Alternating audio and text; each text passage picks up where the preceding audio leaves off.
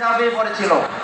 সেই স্বাধীনতায় লক্ষ লক্ষ মানুষের জীবন গিয়েছে।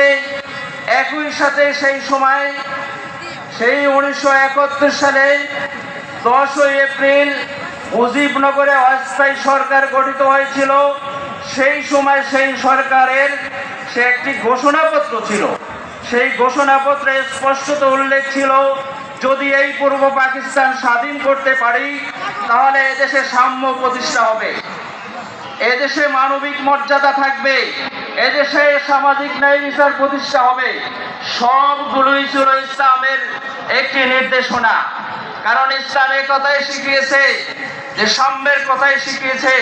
বলেছিল লা ফাজলি আরাবিন আলাল আজমি ওয়ালাল আজমি আলাল আরাব। সাম্যের কথা শুনিয়েছিল। ইসলাম বলেছিল ওয়ালাকাদ কাররামনা বানি আদম, সমাজ মানবিক মর্যাদার কথা বলেছিল। ইসলাম বলেছিল সামাজিক ন্যায় বিচারের কথা। আমরা জানি যে সামাজিক ন্যায় বিচার আমাদের প্রিয় নবী মুহাম্মদ রাসূলুল্লাহ কিভাবে প্রতিষ্ঠা করেছিলেন।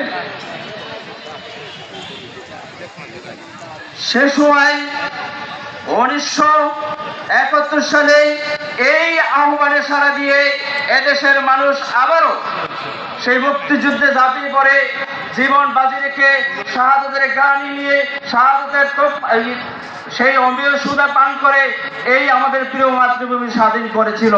কিন্তু আমরা কি দেখলাম?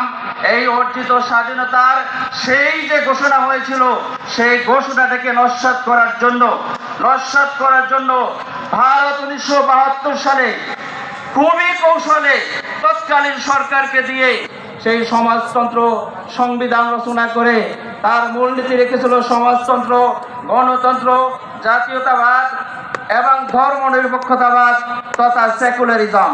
এই সেকুলারিজম কায়েমের মাধ্যমে আমাদের এই তাওহীদ প্রিয় এই পূর্ব পাকিস্তানের সেই জনগণকে, সেই আমাদের বাংলাদেশকে, সদ্য স্বাধীন বাংলাদেশকে সেই মানবিক মর্যাদা থেকে অর্জিত স্বাধীনতার ঘোষণা যেটা দেওয়া হয়েছিল সেটাকে পাশ কাটিয়ে আমাদেরকে মূলত শিরকি কার্যক্রমের ভিতরে ঢুকিয়ে দেওয়া হয়েছিল।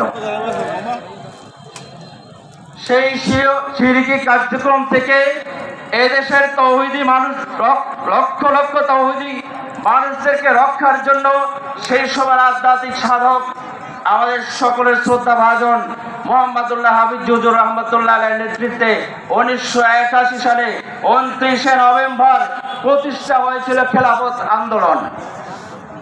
সেই খেলাফত আন্দোলনে সাথে নিয়েছিলেন আজকের যিনি চিফ গেস্ট আল্লামা মামুনুল হক শাইখুল হাদিস ইবনে শাইখুল হাদিসের শ্রদ্ধাভাজন পিতা, বুখারী শরীফের ভাষ্যকার আল্লামা আজিজুল হক সাহেবকে সঙ্গে নিয়েছিলেন।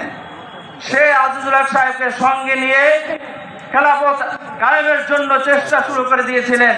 কিন্তু বারবার সেই অশুভ শক্তি সত্যিকার অর্থে ইসলামিক শক্তিকে দূরে রেখে এদেশে শিরকি ব্যবস্থাপনা কায়েমের জন্য সর্বোচ্চ চেষ্টা করেছে।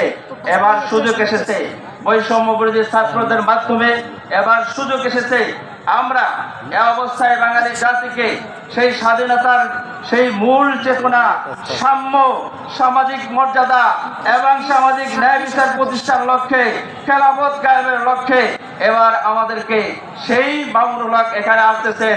সেই সময় ফজলুল করিম পীর সাহেব চরমোনাই, মুফতি ফজলুল্লাহ কামিনী, এদের সন্তানরা এখনো জীবিত রয়েছেন। তাদেরকে ঐক্যবদ্ধভাবে ইনশাআল্লাহ জাতি প্রত্যাশা করে, পটুয়াখালীবাসী প্রত্যাশা করে আগামী দিনে সেই সাম্য, সামাজিক মর্যাদা এবং ন্যায় বিচার প্রতিষ্ঠার জন্য মামুনুল হক নেতৃত্ব দেবে, এই প্রত্যাশা রেখে আমি আমার সংক্ষিপ্ত বক্তব্য এখানে শেষ করছি। আল্লাহ হাফেজ। নাসরুম মিনাল্লাহ, বাতুন করিম। জাযাকুমুল্লাহ।